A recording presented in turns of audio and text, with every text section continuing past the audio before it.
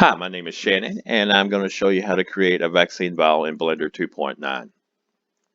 You should be able to go to yahoo.com or google.com and search for vaccine vial and pull up some images of a vial.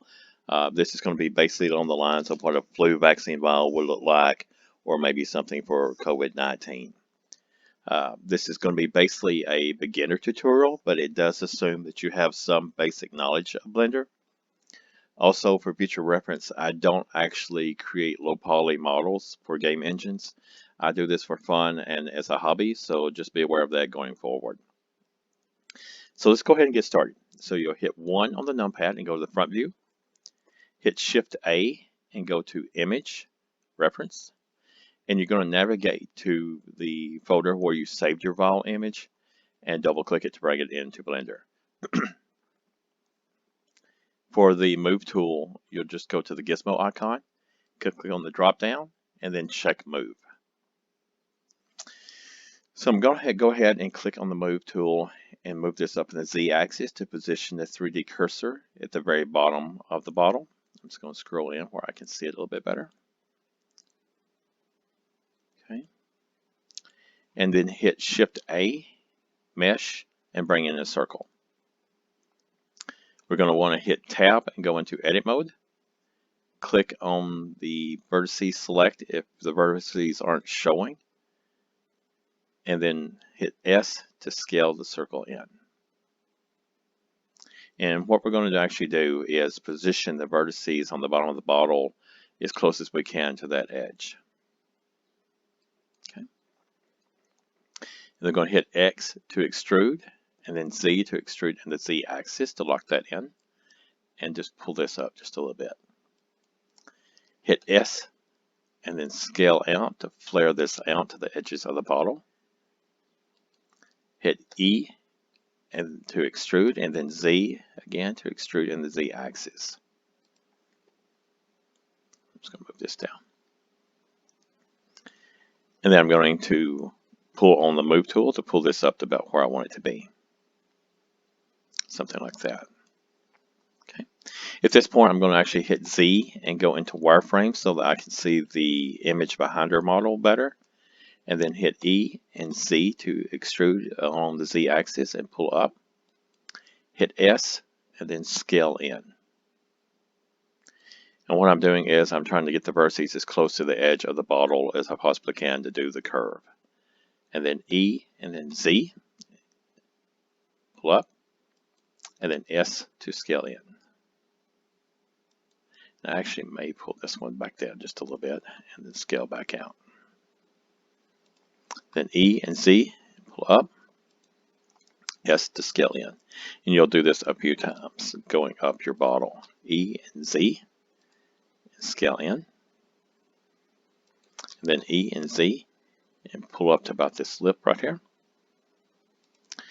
From here, I'm going to hit E and then S to extrude and scale out to about the width of that.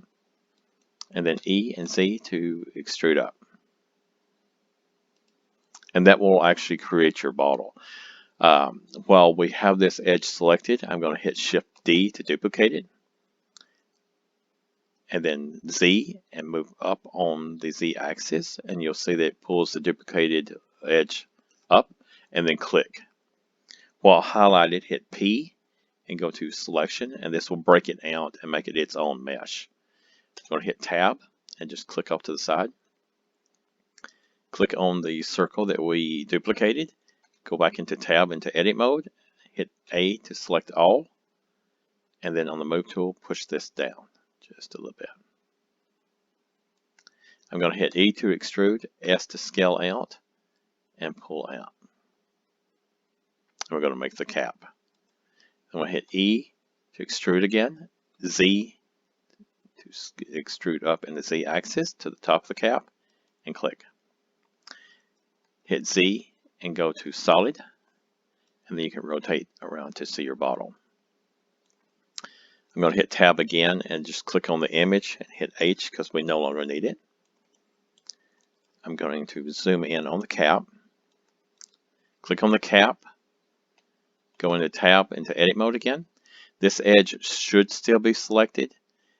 If it's not for some reason, just hit Shift Alt, and then while holding down Shift Alt, click on the edge and it will highlight it for you.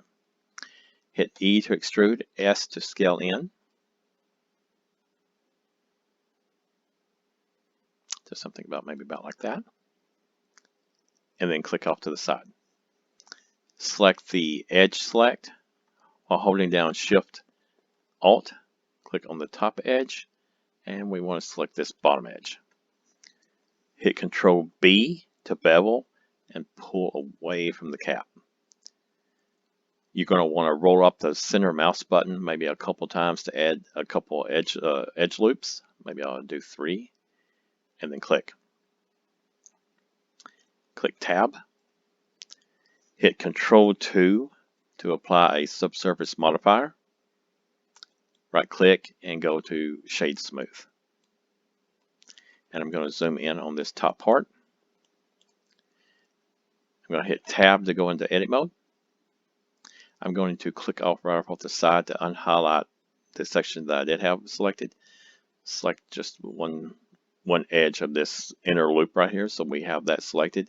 Hit Shift Alt and then click the edge next to it, and it'll highlight this whole ring. Hit E to extrude, Z, and pull down.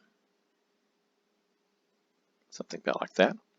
E and then S to extrude and scale in.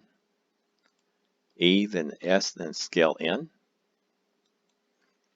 And we're going to go to Face, Grid Fill.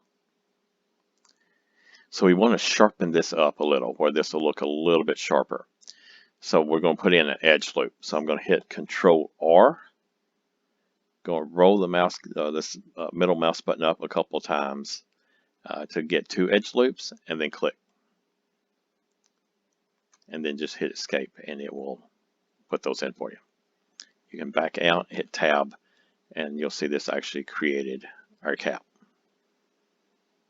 Okay. Hit 1 to go back on the front view. Scroll out where you can see your bottle.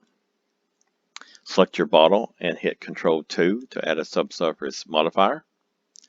Right click and Shade Smooth. And we're going to need to tighten this up just a little bit on the neck. So I'm going to hit Control R to add an edge loop. Click and drag up. In this section, I'm going to need to add a couple more edge loops. So I'm going to hit Control R for the lip. Roll the middle mouse button up a couple of times for 2 edge loops, and then click to sharpen that up a little bit more.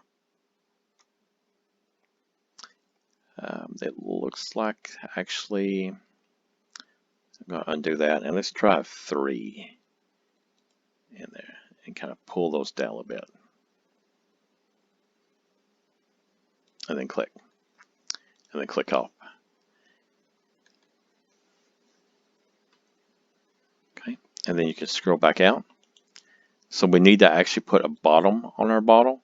So if you just rotate up where you can see the bottom of your bottle, just scroll in, click Tab and go back in edit mode.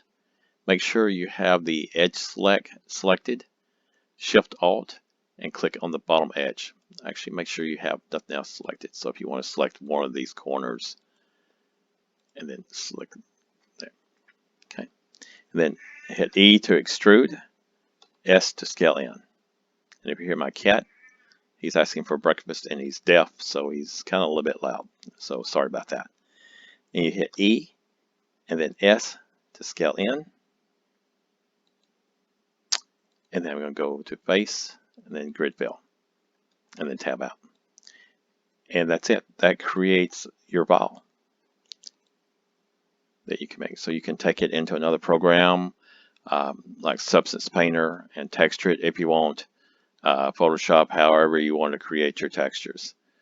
But you will actually need to UV unwrap this first.